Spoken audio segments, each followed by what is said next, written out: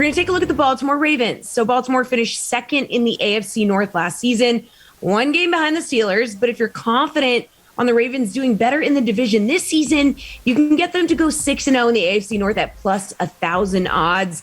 Do you think that's a possibility, Geoff? I mean, anything is a possibility. I mean, this team went 4-2 in the division last year. You know, obviously they beat Cleveland twice, but they also lost to the Steelers twice. They manhandled the Bengals. Look, I mean, when it comes down to it, I'm just not big on the Ravens this year. And I think asking them to go 6-0 in one of the most competitive divisions in the NFL, which legitimately has two teams that could be better than them, is a fool's errand. So I get it. It's plus 1,000. I'm not interested in this at all. I do think that the Baltimore Ravens also are a team that you should be fading. This is a team whose quarterback is out with COVID again.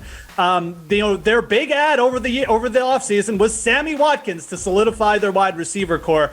I'm sorry, I do not see this passing offense being any good. If teams continue to figure out Lamar Jackson just a little bit more in the run game, I think Baltimore struggles this year. And we haven't even talked about their D, which is getting a little bit up there in age. So I'm not in on the Ravens. I think the better bet is to go look at their season win total and take the under. It's at 11 wins. That's a lot for this team in a competitive division. Like I said, I'm not really in on the Ravens at all. So bet their season under total in the win column and ignore this bet. Garion, you look like you agree.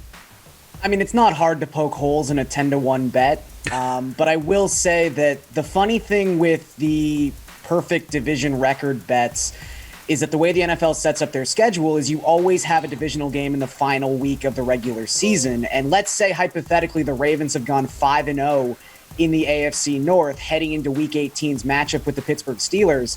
There's a very good chance that if they've been that good, they probably don't have to play their starters in that Week 18 game.